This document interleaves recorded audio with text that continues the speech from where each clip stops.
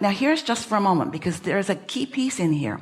What is it that keeps almost anybody from aligning with all that they are and with that powerful point of attraction that will yield them happy and everything they want? What is it?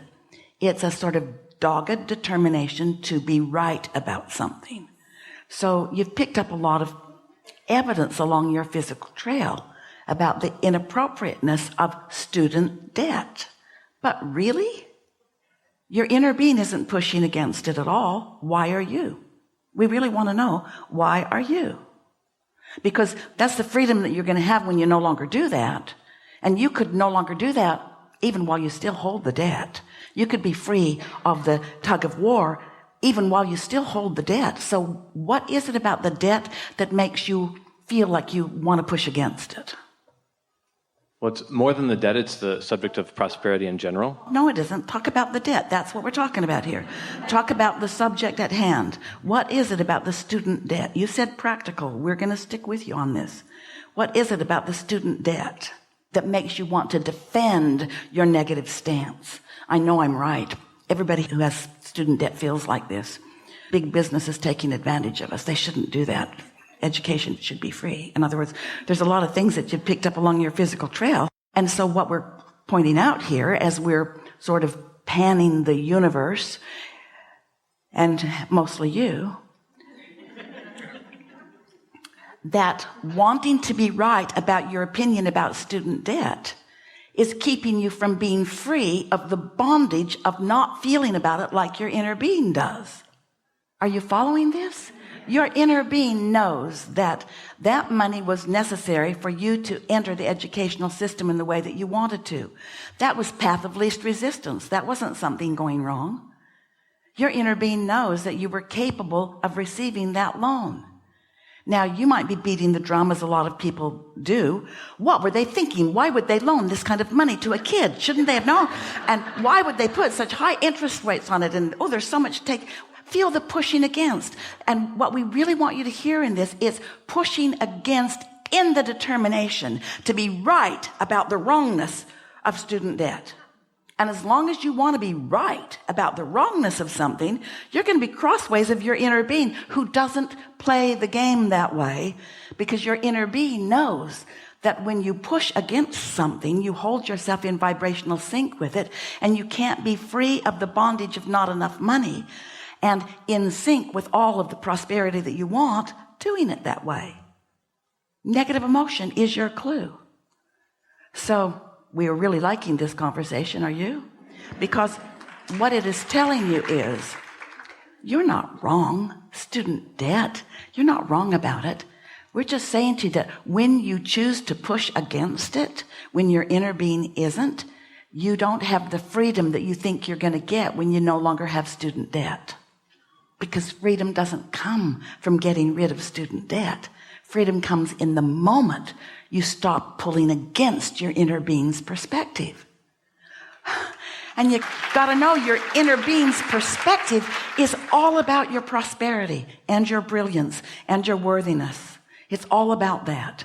So when you find some practiced reason to want to be rid of something in a universe that's only inclusive, only attraction, you can't get rid of anything. You cannot push student debt away.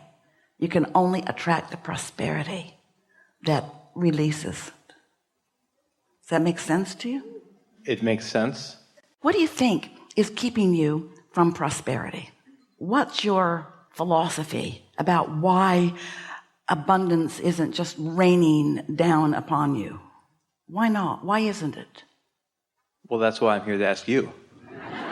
But you do have an opinion. Well, what I think, so I meditate every day. That's not what we ask you. No, we ask you, what do you think is the reason that the abundance is not? I haven't found a way to think about what I want in a way that feels good, because every time I try to do that, I feel the absence of it because I've wanted it for so long. Oh, that's a really powerful statement, isn't it? haven't found a way to think about it in a way that feels good. Now, you know why that's such a wonderful answer? Because that means you do know that your inner being feels good about it, and that when you do, you will have broken that tug of war. That logjam will have been broken. So it's a pretty big deal to find a way to think about it in a way that feels good, isn't it? It's why you're the first one in the hot seat. You're stubborn, our favorite. And because it's under these conditions, a lot of people are resonating. It's in this situation that you can find a way to think about it. Not all at once, a little bit at a time. So we're going to step back and give you the easy way to feel it. Everything is energy, and energy is flowing. And when you are elated, in love, feeling appreciation, there's no blockage in you. So this energy is flowing to you and through you toward whatever your object of attention is, so that you have this open, free, attractive relationship with your object of attention when you feel that way. No blockage. Nothing's keeping you from it. But when you feel pensive or uneasy or injustice or unfairness, you got blockage going on, and you're the only one that can do anything about opening that blockage. There can't be enough government programs or government forgiveness of loans. Nobody can do anything to the economy because none of it is outside of you. It's all within your emotional range that you allow yourself to open to this energy. So all that you're calling prosperity or abundance or money, whatever form of money it is, it's energy which you allow. And when you are, you feel good, or you disallow, or you do some of each. And you're clearly doing some of each. So having thoughts like that. One time, a man sat in the hot seat, and he said, Abraham, I've just lost my fortune. And it was substantial. We know you've heard the story. And he was in his late 60s. What am I going to do? Because he thought about how hard he had worked through life and how he had gradually amassed it. And we said to him, it doesn't matter if the manifestation that represents your energetic knowledge is gone for a minute. It will come right back as long as that energetic knowledge is still there. Because the energetic knowledge is the point of attraction. When we say, when you sync up with your inner being, which means you access the energy that creates worlds, we're not kidding you about that. And every single time you feel negative emotion, whether you call it blame or guilt or just being disappointed about something, every moment that you feel that is a moment that you've got that circuit cut and it's not flowing to you. So maybe knowledge about how it flows will help. Maybe some processes or games to get you to focus more upon what you do want than what you don't want. But there is not another way to let the abundance in other than to know that it exists, know that you're deserving of it, and know that negative emotion is the indicator that you're blocking it in that moment. That's it. If you can get that, and then you can catch yourself with negative emotion and do something about it, and then catch yourself with negative emotion and then do something about it, and then catch yourself feeling elation and milk that a little more, and then catch yourself with negative emotion and do something about it. What do you mean do something, Abraham? Do something about it. Do something to change the way you feel while you're feeling the negative emotion, which means catch it early. Do I have to change the way I feel on that subject, or can I change the way I feel by shifting my focus onto a different subject? Well, you could. It doesn't matter what the subject of your attention is while you're feeling good, because the circuits are open. But the thing about that is, money is such a pervasive part of your day-to-day experience. There's a lot of tripping points, and it's just easier to clean that mess up. It just is. It's like if you had a sort of casual friend who was just miserable for you to be with. And it's so hard for you to think positive things about this person because the negative things are like a hair blowing back experience 24/7. We might encourage you to just move out. Because out of sight, out of mind, and you'll feel a lot better right away. But if this is someone who gave birth to you, or somebody that you're married to, or somebody that you gave birth to, or maybe somebody who you work for, and your employment depends upon it, we're playing with them, you might not be so ready to just walk away.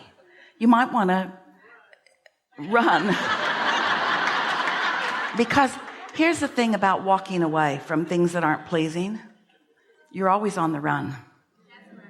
You're always on the run until you figure out how to be all right where you are, how to control your point of attraction wherever you are, and on whatever subject it is. Then you're always on the run. Yeah. Words don't teach. It's only life experience that teaches. So all of that felt pretty good to you because you're here long enough that you began resonating with what your inner being knows to be. So it makes sense to you. But what will really bring it home for you is when you have a particular subject that is giving you some grief, and you are deliberately rendering it inactive, and then you begin to notice improvement. Or playing a game like we were just playing, and then noticing that you got a raise, and that you picked a lottery ticket that had some good stuff in it. Or you discovered that you had some money somewhere that you didn't know you had. It comes from all kinds of places. There are pockets of money all over the place that are yours that you don't know about and you aren't planning on, and therefore you're not letting in. But if you could understand that money and energy are the same thing, and that there's an inheritance far beyond anything that you can verbally describe that is lined up for you, and you could just play the game just for the sake of feeling good, if nothing else. Don't play the game so that you win the lottery. Play the game because it feels better to feel good than to not feel good. Don't play the game because you're wanting to find some buried treasure somewhere. There are a lot of buried treasures around, however. Play the game because it feels good to feel good. Yeah.